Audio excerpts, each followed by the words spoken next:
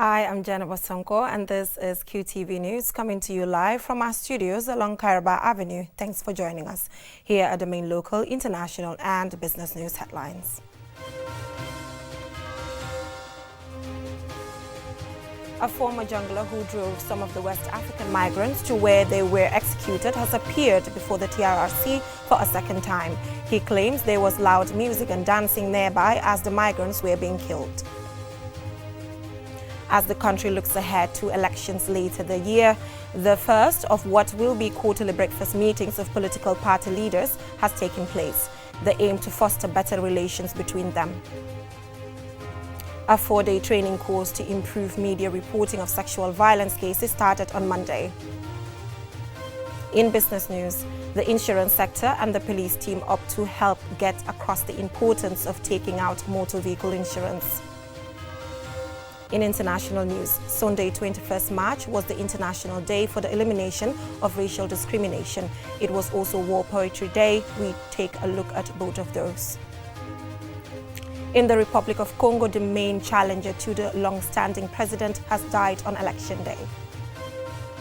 In sports news, in the GFF's First Division, early league leaders Fortune FC see their lead at the top for the Witherelled away after a second successive draw. Those were the main headlines, and now the news in detail. Do stay with us.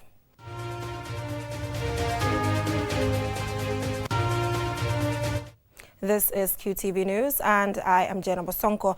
Now, the TRRC began its 22nd public hearings on Monday with a former convoy driver and trained jungler Lamin Silla appearing for a second time to testify on the work of the junglers and the killing and dumping of the West African migrants in a well near Kanilai. Babukar C has the rest of that. Warrant Officer Class 2 Lamin Silla was appearing for the second time, this time to testify about the work and structure of Jammeh's hit squad, known as the Junglers, and the operations he was involved in as a trained jungler. He told the commission that the hit squad were divided into two groups, with one operating from the ex-president's home in Kanilai and the other group operating from State House. In 2000, the witness recalled the killing of Almamo Mane when they were in Kanilai after Musa Jammeh briefed them about an operation they were to conduct at night. According to Silla, Musa Jammeh informed them that there was a planned coup involving Landin Sane and Almamo Mane, after which they quickly dressed, got armed with AK-47s and left for the combos. Lamin Silla said the operation was led by the former Minister of Interior, Usman Sonko. The witness said they drove to Sting Corner, where they met Usman Sonko, who again repeated the same thing to them, that Almamo and Landin wanted to overthrow the government of Yaya Jammeh. From there, they left to the Mile 7 residence where they tried to arrest Landin Sane. That's where they started firing. The witness said when they opened fire, they realized that the victim was inside his house with his family. He told the commission that he didn't fire his weapon, but confirmed that a grenade was thrown in Sane's house. When they arrested the suspect, the witness said they drove to Sting Corner again, and Usman Sonko asked them to wait for him as he was going to arrest Almamo Mane. After sitting and waiting for hours, the witness said Usman Sonko came back and told them that Almamo Mane is dead. Who had overall operational command for that incident? And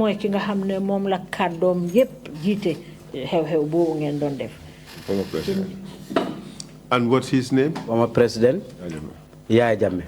On the killing of the West African migrants, the witness said he was ordered to dress up and get set for a night patrol. He said he was in the same car with Sana Manjang, Solo Bojang and Malik Jatta, leaving Kanilai heavily armed with grenade launchers and pistols, and headed to the combos. The witness said on their way, Solo Bojang received a call from ex-President Jammeh, and he could remember Solo replying with the only words, "Yes, sir." Lamin Silla said they drove to the residence of Baba Job in Kololi, where Solo Bojang came down with ropes and the migrants were tied and escorted out of Baba Job's compound. Then he brought them and put them inside, and he tied them. Then I left the other people, and I stopped at some point.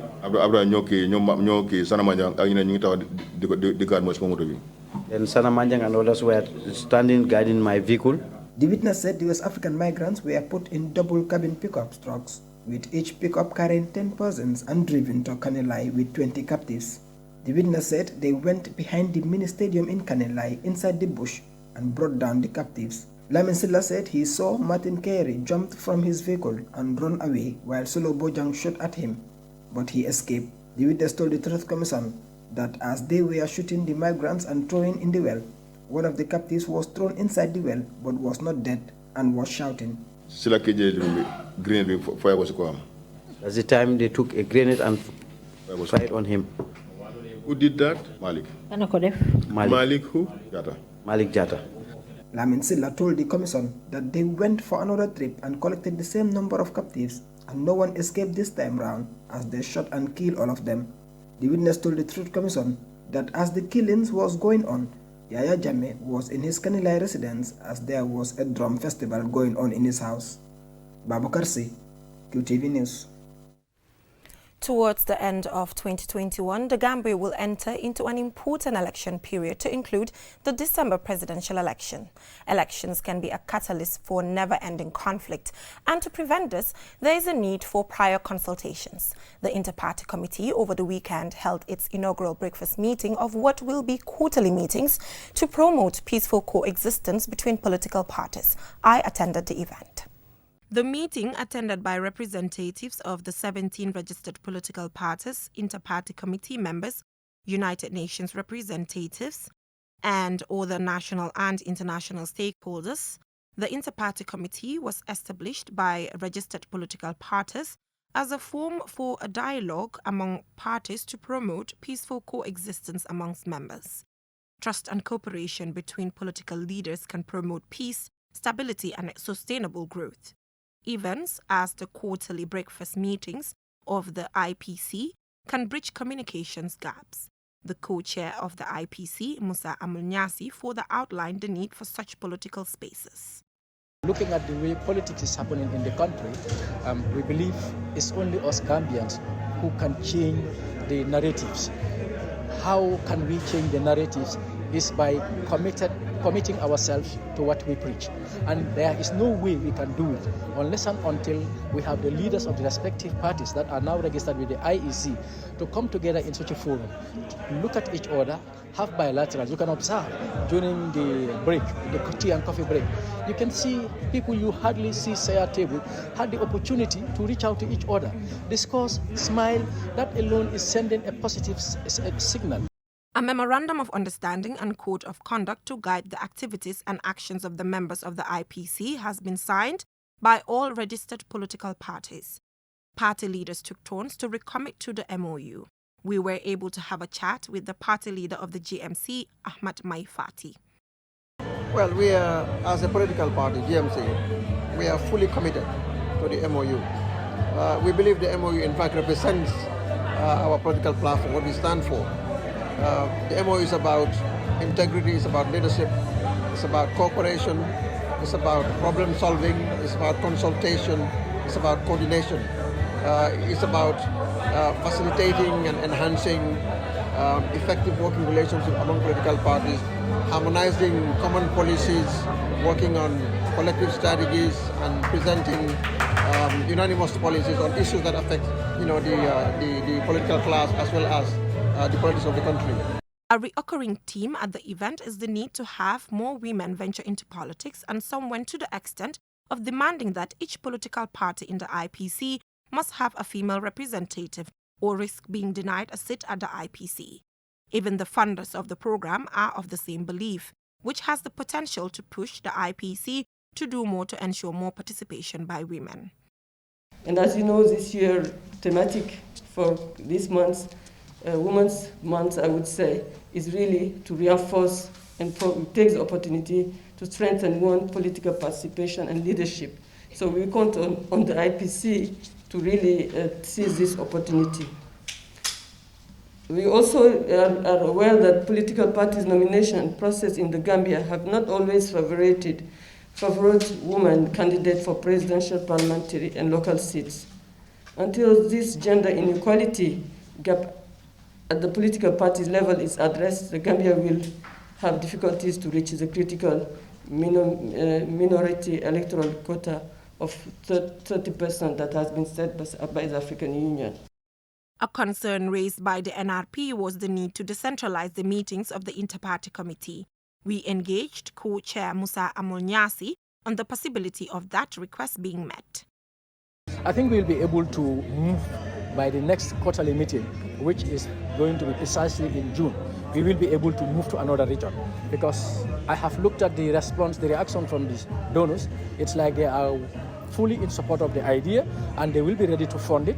So in as much as we'll get funded, nothing stops us, because it has an advantage. Not everybody is privy to what is happening within the Greater Banjul area. According to the monthly situational report published by the peace ambassadors in February, political rhetoric, accusations and counter-accusations among political leaders and supporters has the potential to cause chaos. We will monitor these meetings, see if they help lessen tensions ahead of the December 2021 elections. Reporting for QTV News, I am Jenna Basonko. From that story, we will take a short commercial break. Still to come, we have more local news stories. Do stay tuned.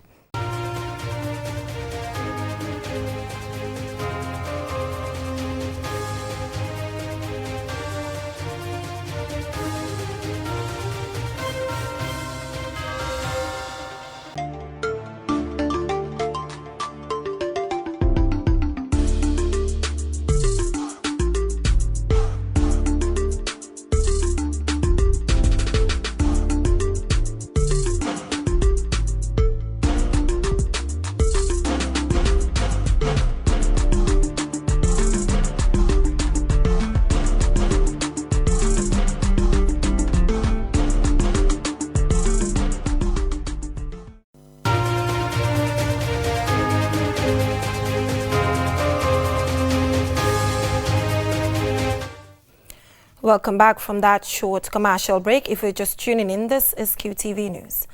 Now, in a bid to address gaps in media reporting of sexual violence in the Gambia, Think Young Women on Monday began a 4-day capacity building training for journalists to better cover such cases and in doing so, raise public awareness on eliminating the practice. Omar P. Jallo attended the opening ceremony and he files this report. The training, which is funded by the British High Commission in Banjul, brought together journalists from electronic and print media to focus on respecting the rights and privacy of victims during reporting. In her opening remarks, the national coordinator of Think Young Women, Musuba Kotosao, said the training is under the project titled Promoting Justice for Victims and Survivors of Sexual Violence in the Gambia, adding that it will focus on best practices and standards of reporting on sexual violence. She believes that the training can help to reduce what she calls the high numbers of biased reporting on sexual violence, where victims are usually blamed. It's important to engage with media because we've seen instances where media has reported cases of sexual violence where they either underreported by referring to rape cases as having sex with someone or allegedly having sex with someone as opposed to just calling it rape. We have seen also instances where media has vilified survivors and victims alike and also glorified the perpetrator as opposed to just focusing on the victim story. We've seen how, because of such reporting, survivors and victims alike have been traumatized or re-traumatized, as well as their privacy invaded, amongst others.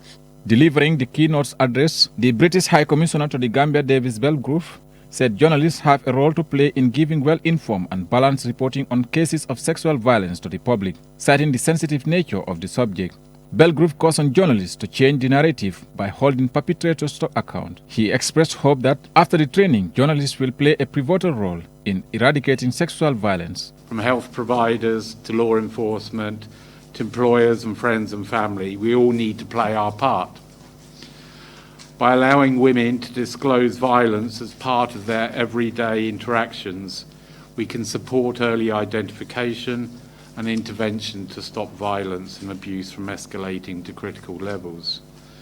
By improving confidence in the criminal justice system, the Vice President of the Gambia Press Union, Mohammed Esba, reminded journalists of the power of words, saying journalists must be careful with how they use words in informing the public, stating that words can stigmatize people, especially victims of sexual violence. He added that journalists must try to get the facts of any sexual violence cases before reporting it.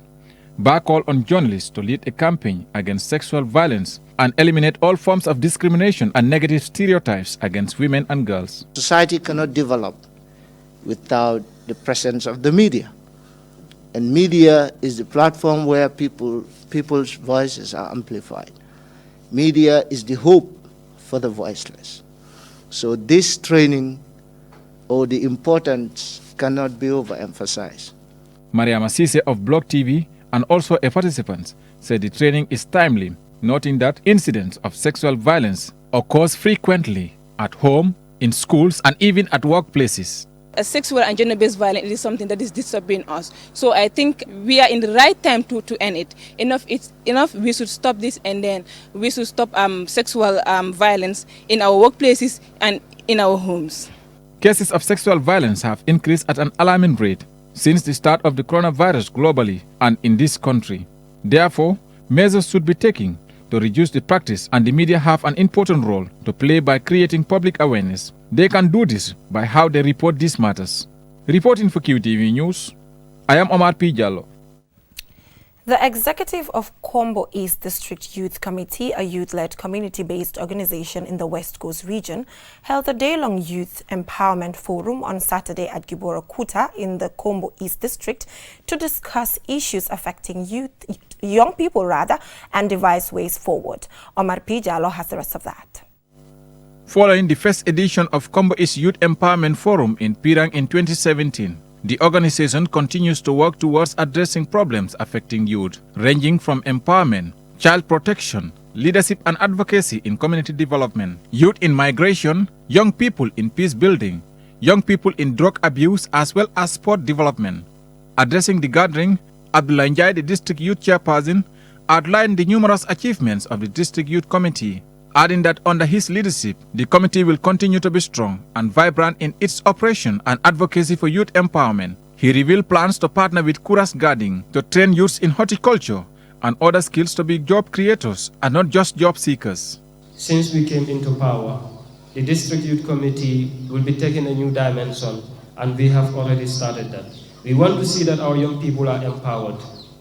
Our young people, we want to see them in a different direction, in a positive direction for that matter. And today, we have a skills center that is Kuras Garden, operating in Kombo East. They're offering free scholarship training for young people on horticulture and agro-food business.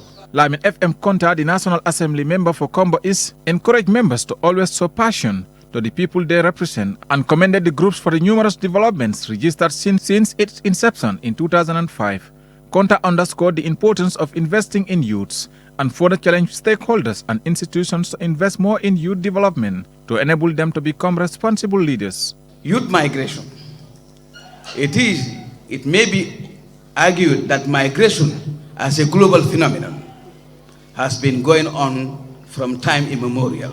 However, the recent use and understanding of the term migrations has been greatly attributed to the upsurge of the movement of the people from one area to the other, particularly from Africa and the war-torn countries in the Middle East. Deliberating on youth involvement in drugs, the chairperson of the Kombo East District Youth and Children Development Association, Kida Dembo Kuyate, reminded the participants that young people are the hopes and future of the country. He said a nation without young people is at risk and called on participants to quit taking drugs and instead take leadership roles in their communities for the development of themselves, their communities and the country at large. He also challenged them to take the forum seriously and share the knowledge gained with their colleagues who were not fortunate to be present. If, for example, I should engage the Drug Law Enforcement Agency to come and have a food patrol in the community, perhaps they may find young people smoking cannabis, and that is a drug. There are a lot of drugs abuse going on within the communities of Kombo East, and Giboro is not an exception to that. But thank God, all the people that are present here today are going to serve as ambassadors, are going to serve as advocates in making sure that their friends don't feel victim of the abuse that is going on. Osman Ba, the councillor for Giboro Ward, and the Alcala of Giboro Kuta, Sirifo Jata, both commended the young people of Kombo East for their commitment and dedication to the advancement of the youths of the district and the country as a whole. The forum brought together participants from all over the district to brainstorm on issues affecting young people, including youth leadership and employability for sustainable socio-economic development. Reporting for Qtv News, I am Omar P. Jallo. Reports of lost children are becoming a cause for concern, particularly if they are very young.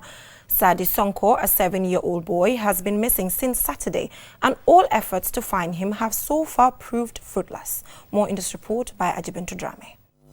The boy was last seen on Saturday at around 7 p.m. in the evening, when he and other children followed a masquerade locally called Kankurang. Since then, it has turned into a nightmare for his parents. A last child of 5 to his parents, Sadi is in grade 1 at the Junkum Jamme Lower Basic School in Abuko. His father, Ibrahim Sonko, says all efforts to find the child to no avail. So dem nañ ci police yépp dem nañ Banjul police station, Kunkujang, Welingara, Abuko, Fajikunda, Piccadilly. Yépp dem nañ report fofu. We have gone to all the police stations. We have gone to Banjulundi, Kunkujang, Welingara, Abuko and Fajikunda. But since then, I went to the stations yesterday, but we don't have any news. Ibrahim further pleads for whoever finds his child to let him return or report the matter to the police. Man kay maa ngi ñaan ku ko yore daal mu seet police station ko gën a jege mu yóbbu ko foofu. I am just pleading, whosoever has him, let him take him to the nearest police station, because we have left our numbers at the stations. I have gone to the mosque too, because if you have someone's child, take the child to the nearest station. That's what the law says. So I am pleading.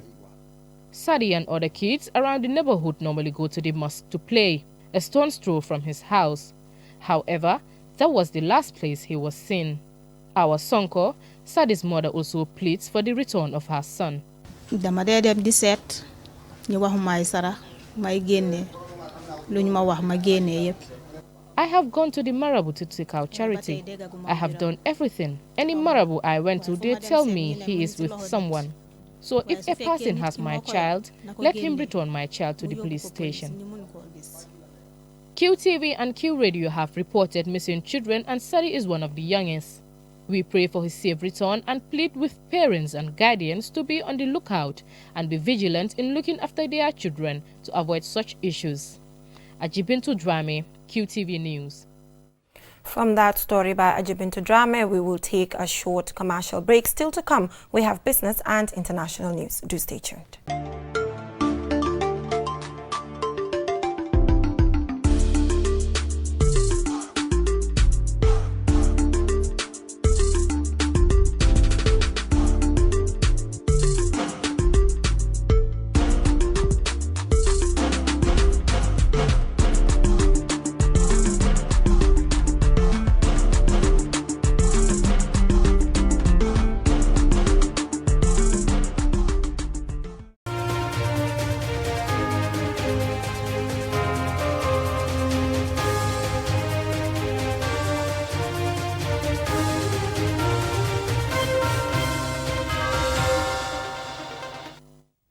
Welcome back from that short commercial break. If you're just tuning in, this is QTV News. I am Jennifer Sonko, and thank you for staying with us. On to some business news.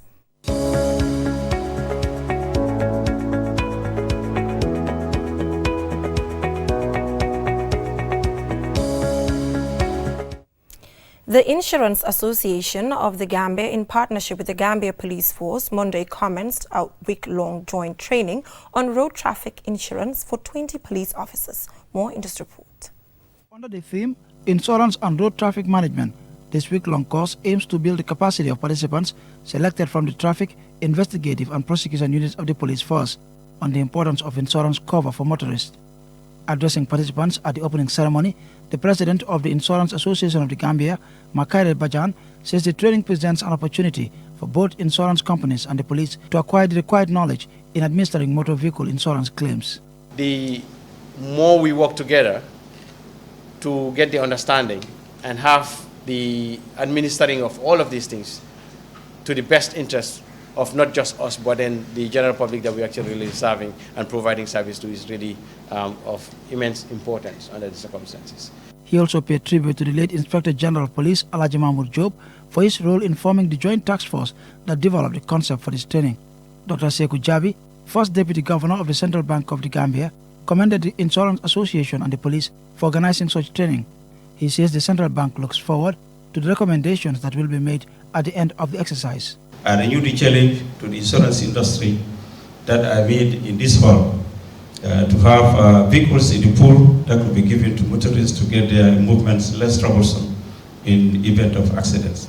Representing the Office of the Inspector General of Police, Ibrahim Abba, Assistant Inspector General of Police, says the police welcome initiatives geared towards building the capacity of officers, and went on to highlight the important role insurance plays in sustaining economic growth, describing it as a social device that helps reduce or eliminate risk of loss of life.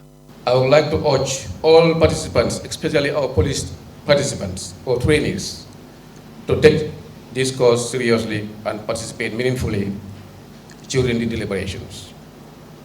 I will also urge all of you to share the knowledge and skills gained in this training with your colleagues who were not privileged to be part of this training this morning.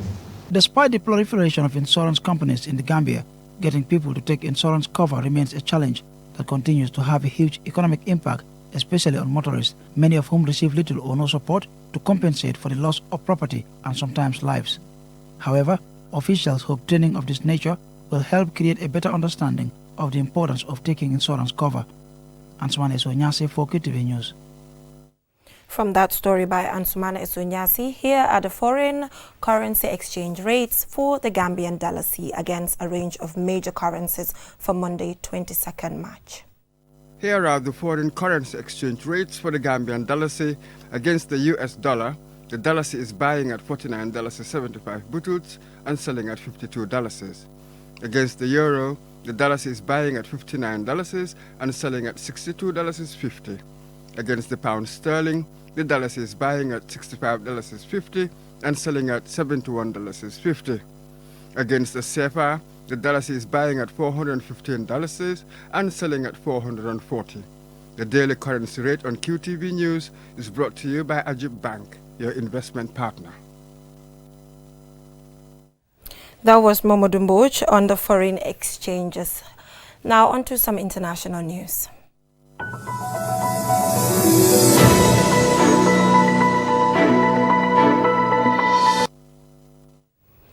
International Day for the Elimination of Racial Discrimination is a UN Day observed annually on 21st March. The day aims to raise awareness about equality and marks as an initiative to end all forms of racism and racial discrimination. More in this report by Lole M. Kamara. The annual observance aims to unite the world against racism and discrimination for a peaceful and a happier society, with the theme Youth Standing Up Against Racism. Therefore, calls on all sections of society to stand up against intolerant attitudes. The International Day for the Elimination of Racial Discrimination was established in 1966, 6 years after the Sharpeville tragedy or massacre, which captured worldwide attention. The unfortunate event involved police opening fire and killing 69 people at a peaceful demonstration against the apartheid passed laws in Sharpeville, South Africa on March 21, 1960. In 2001, the World Conference Against Racism and Racial Discrimination, Xenophobia and Related Intolerance was held, with the UN continuing its work to fight against all forms of racial intolerance. This year, the event focuses on helping young people voice their opinions, find ways to fight racism, and promote tolerance in their communities and in their lives, as they are given the option of posting their opinions regarding discussions on human rights and racial discrimination. Whilst it is important to recognize the amazing work that has been done to start putting an end to racism, it remains true that many people throughout the world are still racially abused. According to records, in 2020, there were a number of racist attacks on ethnic minority groups, from the horrible murder of George Floyd by white police officers in America to the consistent unwarranted criticism and abuse of Chinese people over the origin of the COVID-19 pandemic. It has become even more obvious that days like International Day for the Elimination of Racial Discrimination are absolutely necessary as the fight against racial discrimination goes on. In commemoration of the day, American President put out a statement which included this passage. We will not shy away from engaging in the hard work to take on the demanding legacy of slavery and our treatment of Native Americans, or from doing the daily work of addressing systematic racism and violence against Black, Native, Latino, Asian American, and Pacific Islander, and other communities of color. Neither will we fail to speak out against the horrific mistreatment of the Rohingya in Burma, the Uyghurs in China, or any racial discrimination we see in the world. End of statement. The idea of this commemoration is that everyone in a society has the same rights and status. Although most countries strive for equality, not many manage to achieve it. A quote from Martin Luther King states, "I have a dream that my 4 little children will one day live in a nation where they will not be judged by the color of their skin, but by the content of their character." For now, that dream seems far from being achieved, and this commemoration shows we have to keep striving. For QTV News, Lolly M. Kamara. The Republic of Congo on Sunday headed into a presidential election boycotted by the main opposition and attacked by critics as being tilted towards veteran leader Denis Sassou Nguesso, who has already ruled the country for 37 years. His grip on power seems set to continue as doubts about the election's legality prevail. More in this report by Yaya Jawo. Citizens of the Republic of Congo on Sunday went to the polls with the main motive of uprooting the powers of a dictatorial government that was planted 37 years ago and elect a new democratic president. But the 77-year-old incumbent president, Denis Sassou Nguesso, is widely expected to win against 6 contenders, led by economist and 2016 presidential runner-up Guy Brice Parfait Kolela, as doubts of conducting a free and fair elections remains a topic of discussion among opposition leaders. Unfortunately, Kolela, seen as the main challenger to Sassou Nguesso, died of COVID-19 a day after the presidential elections in which he was the main challenger. According to his campaign director, he died in the medical aircraft while he was being transferred to France for treatment.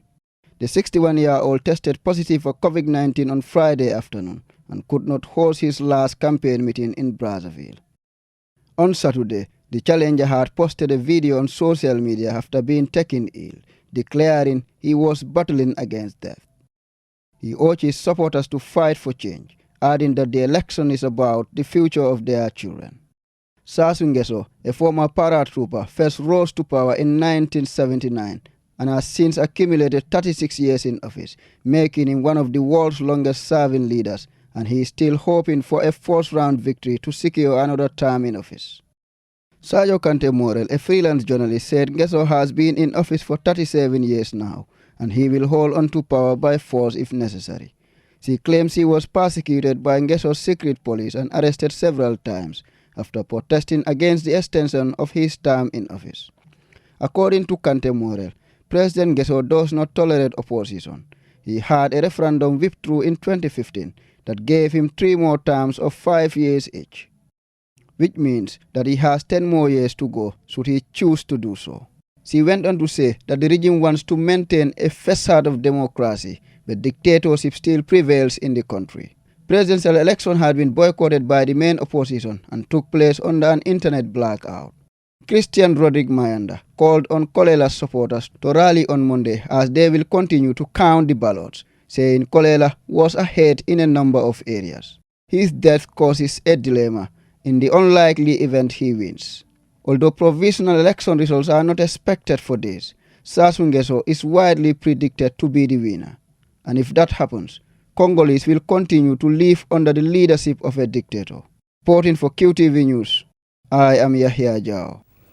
In 1990, UNESCO adopted 21st March as World Poetry Day, which has since been annually celebrated to recognize the unique ability of poetry to capture the creative spirit of the human mind. According to the UNESCO website, World Poetry Day is an occasion to honor poets, revive oral traditions of poetry recitals, promote the reading, writing, and teaching of poetry, foster the convergence between poetry and other arts, such as theater, dance, music, and painting, and raise the visibility of poetry in the media. The date coincides with the beginning of spring, at least in the northern hemisphere, when a sense of hope and renewal permeates the air.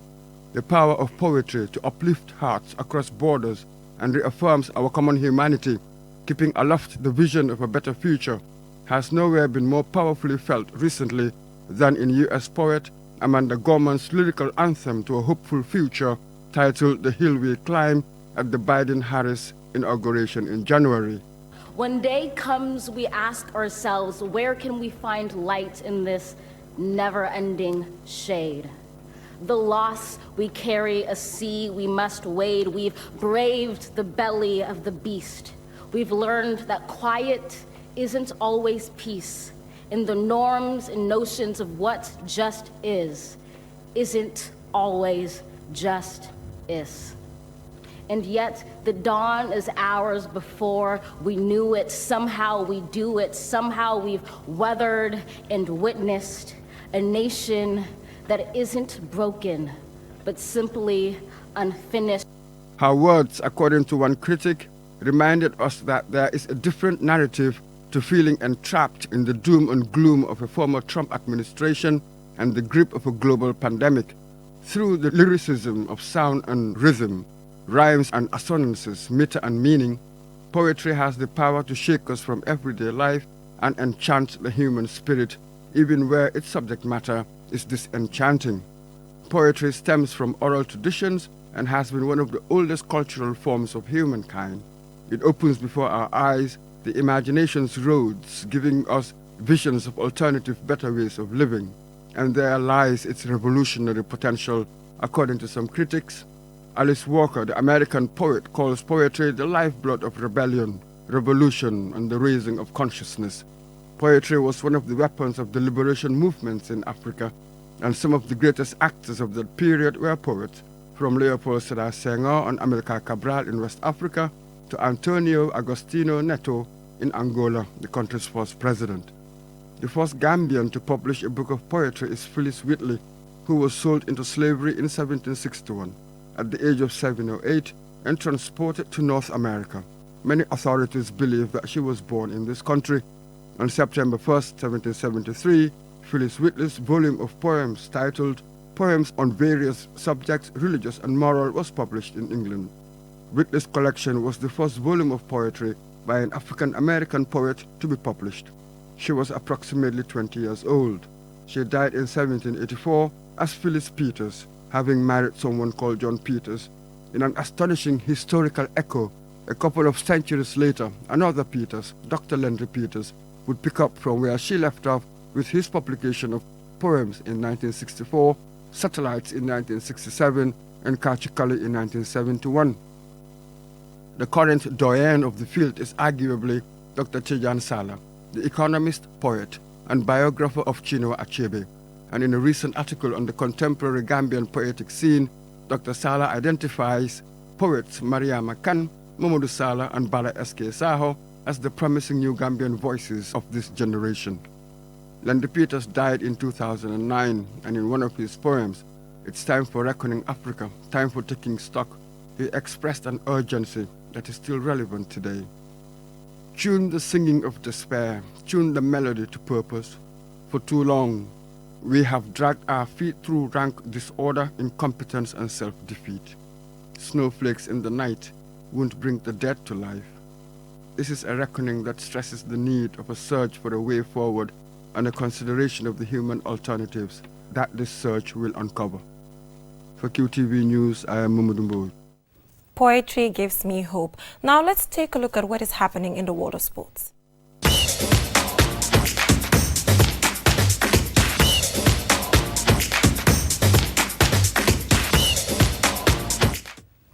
GFF League leaders Fortune dropped another 2 points after their 1-1 draw with BK Milan on Saturday at the Livio Dreamfield in Bassori.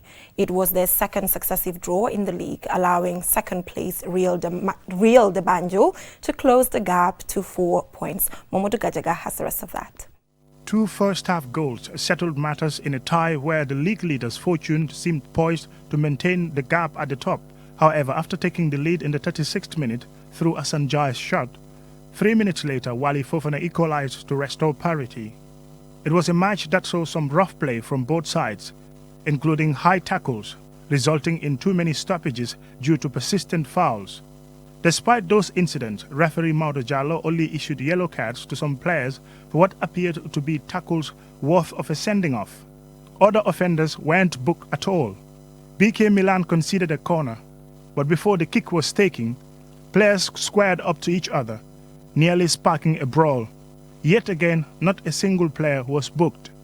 After the match, Fortune coach Jane Juve says the referee lost control of the game. Definitely, it was a very physical game whereby most of the decisions were not something that people were expecting to see in the league. So I think it will be a lesson to learn from, as these type of games definitely we don't used to as well. So that's why we reacted in a positive way, so as not to get being punished as he was doing on some of our players. But it's something that we have to look at again. But at the end of the day, he's the one responsible for every action on the pitch. He's the one who should discipline the game as well, and that's exactly what he should have done to avoid this sort of type of play. On his team's chances of winning their first ever GFF First Division League title, Jane was rather calm about it despite currently occupying top spot. There is a long way to go, so we all know about the Gambian League. The most important is to be consistent in collecting points. So at the end of the day, if you keep on winning your games, you can be a title contender. If you keep on losing your games, you might fight in the relegation battle. So at the moment, we are not at the bottom of the table, we are on top. So the only thing we are looking for is to win maximum games and then see how best we can compete for the title. 2 weeks ago, Fortune led the table by 7 points. That lead has now been trimmed to 4 points following this, their second draw, after Real de Banjul's victory against Elite United on Friday closed the gap. Mamadou Gajaga, QTV News. That is all we have for you in this edition of QTV News, but before we leave you, let's take a quick look at our main stories. Former jungler who drove some of the West African migrants to where they were executed appeared before the TRRC for a second time. He claimed there was loud music and dancing nearby as the migrants were being killed. As the country looks ahead to elections later in the year, the first of what will be quarterly breakfast meetings of political party leaders has taken place. The aim is to foster better relations between them.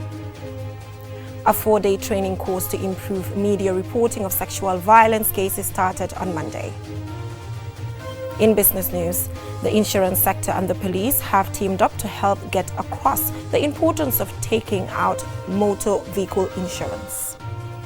In international news, Sunday 21st March was the International Day for the Elimination of Racial Discrimination. It was also World Poetry Day. We took a look at both of those. In the Republic of Congo, the main challenger to the long-standing president has died on Elections Day.